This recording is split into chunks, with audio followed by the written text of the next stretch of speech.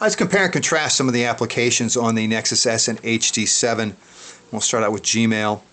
One of the things that's nice on the HD7 up at the top, you see it says all, slide to the left for all unread, flagged, urgent, and all. If you get a lot of emails like I do, that's pretty handy to have. Obviously you can do the same thing on the Nexus S, you just have to go in under a menu to get at it. Take a look at an email, they both offer full HTML. Alright, there's a look at the email accounts, and again, there's not a lot of difference there. Let's go into messaging on both. Message editor.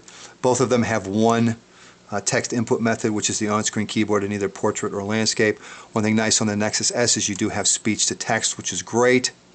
Take a look at the difference in attachments. You can attach a picture on the HD7. On the Nexus S, pictures, it gives you a direct link to the camera, which is very nice, so you can take a quick picture and attach it from inside the editor itself, as well as audio and recorded audio and a slideshow. So that was pretty neat, I thought, on the Nexus S. Let's take a look at the weather application real quick on both. Here's your weather application on the Nexus S. On the HD7 you have what's called HTC Hub, which I guess is the Sense UI on Windows Phone 7. If you notice the tile that I tapped on, that's a live tile. It will continue to update the weather and give you current weather conditions. Here's the actual weather application. You can see there's an awful lot of animation. Not only do you get animation, but you also get sound now. I don't know if the camera picked it up, but it was raining. Also in HTC Hub you also have a stock application, which is right there. And you also have the HTC Sound Enhancer, which is very nice. When using the speaker on the phone, you've got Dolby Mobile or SRS, and if you plug in a set of headphones, you've got an equalizer that has a number of different presets that you can use, which is pretty slick. All right, let's take a look at the gallery on both. Yeah, let's go back. There we go. All right, the gallery on the Nexus S. Pull up the pictures and slide through in portrait. Take a look in landscape. Again, you can set up slideshows on both of them. Double tap or pinch to zoom to go in and out. You share photos, all that good stuff. Nothing new there really. On the HD7, you can sort by all, date, or favorites. You also can see the pictures you recently looked at by sliding over to the scrolling to the left a little bit. It also ties in with your Facebook account as well to bring pictures up there. So we'll go into all, camera roll, and again, you can double tap to zoom in. Also take a look at it in landscape, and also share pictures directly from the application. Alright, let's take a look at the music application on the Nexus S and HD7. Go back. And on the Nexus S we've got artists, albums, songs, and playlists, as you can see. One thing that I thought was, I don't know about unusual, but definitely different. If you're listening to a song on the Nexus S, obviously the phone multitasks, so you're back to your home screen, but let's say you turn the phone off, or it powers off by itself, and then when you power it back on, typically from the lock screen there's a way to access a music player. There isn't on the Nexus S. Obviously you can access it from the notification bar once you fire up the phone, but you actually do have to start the phone to access the music player, which I thought was a little different. On the HD7, first of all, you get a history of what you were just listening to. You get a list of albums you've just been listening to, and you've also got what you've recently downloaded. If you're at the history screen, which is what comes up first, if you swipe to the left, you'll get music, videos, podcasts, radio, and marketplace. Tapping on music will open up your artists, albums, songs, playlists, as well as genres. One artist, don't make any difference what we listen to, I guess, does it? And listen, Way to the World. You notice it has the correct picture behind the album, but the album itself, it shows as Nickelback, so obviously that doesn't make any sense at all. And again, you can scroll through the different songs when you're here. And you can go back and you'll get the songs, you'll get a bio, different list of albums, and again the songs. And again, here's your history. And the history is tied into video as well. We were watching Shane Dawson, and here's our video from earlier today, and tapping on it will take us to it. One of the things that's nice on the HD7, let me go back to this and start playing some music. If we turn the phone, let's go. This does multitask for music, the music player and video player, and that's it. If the phone's off, you still listen to music. When you turn it back on, you'll get controls for the music player up here at the top from the lock screen. Alright, and let's get back to music. And you get a nice little live tile, shows you album artwork behind it. And we'll stop that. And there's a look at some of the different applications and comparison contrast on the Nexus S and HD7. Let's take a look at the user interface on the Nexus S and HD7. We've got two different operating systems. On the Nexus S, you're running Android 2.3 Gingerbread. On the HD7, it's got Windows Phone 7. We'll start out with the Nexus S. With Android 2.3 Gingerbread, there are 5 different panels that you can customize with widgets, application shortcuts, bookmarks, folders, or contact information. To add or remove a widget, simply hold down on it to remove it. This little trash can shows up at the bottom. Drag the widget down. When it turns red, let go. It's gone. To add a new widget, simply hold down on the screen. You'll feel some haptic feedback. We'll tap on widgets and we'll put the clock back in, simply selecting it, and there you go. And again, you can move them around where you'd like on the display. So those are the 5 different panels you can customize on the Nexus S. On the HD7, you have a single home screen, but what you have are a number of tiles that you can add and subtract to make up the list however you'd like. To add a tile, simply go to the main menu. Let's see what's not under settings isn't. So you hold down on it, you see pin to start, tap on it, and it'll drop it down here at the bottom. If you want to move it up or anywhere you'd like, simply drag it up where you'd like, hit the back key, and it drops it right in there. So that's the customization. Also, as far as further customization on the HD7, if you go into settings, you can go into themes. You can either have a white or black background. There's your white background. There's your black background, and you can change the color of the tiles. That's pretty much it on the HD7. On the Nexus S, as far as wallpaper, you can use your gallery. You've got live wallpapers as well as regular wallpapers. As far as live wallpapers, let's see, let's go to microbes. I haven't used that one yet. Let's put that on there and set wallpaper. So you've got your live wallpaper. So there's quite a bit more customization available with the Nexus S than there is the HD7. Alright, let's take a look at the main menus real quick. Main menu on the HD7. And again, you've got 4 across on the Nexus S, and you've got the really slick animation down here at the bottom just above the little home key, as you can see there.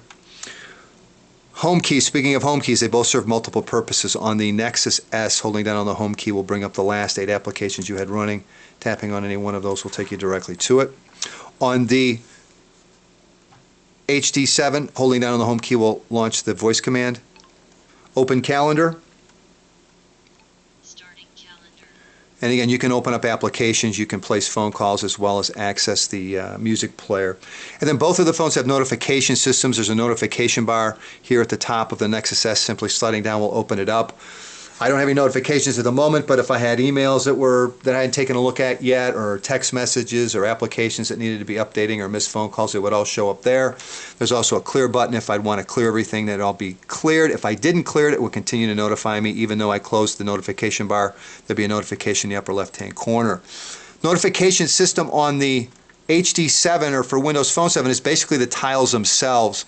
And unfortunately, I don't have anything showing at the moment, but if I had missed calls, that would show up. If I had emails would show up, text messages would show up. You can see the HTC weather tiles, a live tile, shows me the current temperature along with conditions outdoors. Calendar shows me my next appointment. I can't forget to get my car washed. Hopefully it'll stop raining. Let's see, here we go, under Marketplace I have 2 apps that need to be updated. So that's your notification system on the HD7 is basically your live tiles. Alright, so there's a little look at the user interface comparison between the Nexus S and HD7. All right, what do you say we finish up today's face-off between the Nexus S and HD7, both currently offered by T-Mobile. Don't forget to stop by smartphoneenvy.com and check out the winner for today's face-off, along with my written review, as well as some pictures and video taken by both of the contestants. All right, the contestants are both running off the same Wi-Fi network. They both had their cache and histories cleared, and we'll start out with smartphoneenvy.com, and we're off. I think that was pretty close. And the Nexus S is just hanging out. Apparently it doesn't think it's a serious race. Look at that. It knew it could lay back. And here it comes.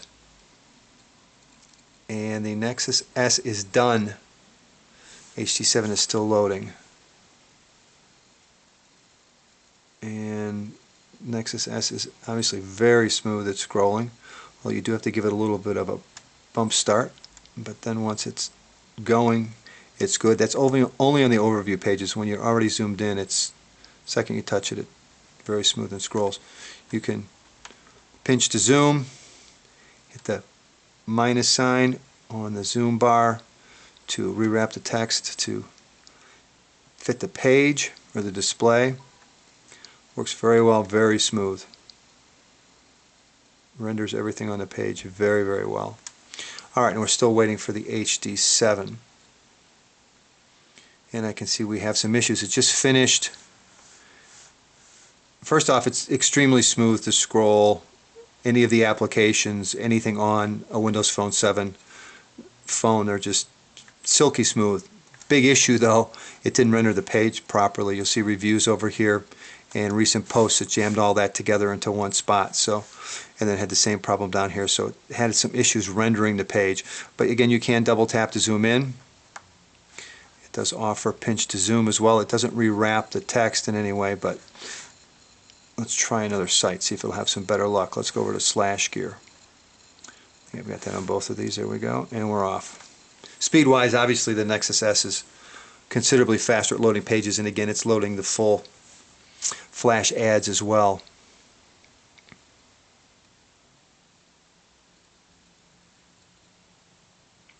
And the Nexus S is done. And again, no issues with scrolling. Double tap to zoom in. Very responsive.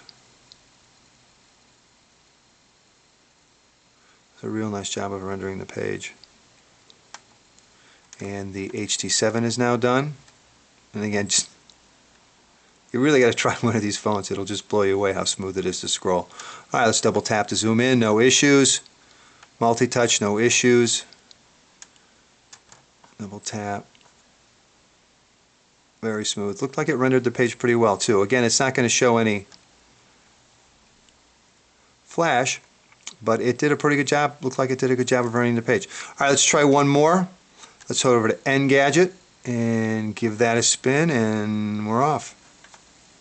So far the Nexus S has been well out in front with regard to the speed of loading the web pages and rendering as well.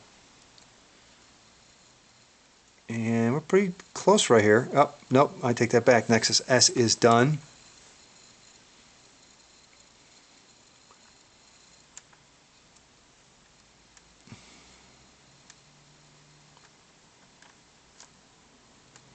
It's working very well. Very, very smooth. Renders the page very well too. Alright, we've got the HD7 is done, again with some rendering issues. Obviously you're not going to get the flash ads, but if you look here under the Engadget show on both of them, it says recent reviews. Didn't pick up any of the color from that as well. The other thing you're going to notice, which is, I don't know if it's funny or not, if you watch this widget, it'll flip in a minute and the whole page moves. The whole page moved up and then back down. Well, if you're actually trying to read something, it's a little distracting having the page move up and come back down. So that can be quite a problem, excuse me, on the HT7 when viewing Engadget and obviously some other places. So the Nexus S was considerably quicker in loading pages. It rendered pages better as well.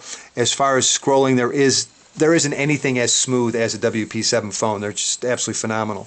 So anyway, there's our face-off for today, the Nexus S versus the HTC HD7, both being offered by T-Mobile. And again, stop by smartphoneenvy.com, check out or find out today's face-off winner, as well as my written review along with some photos and video from both of the contestants. I hope this has been helpful. Take care.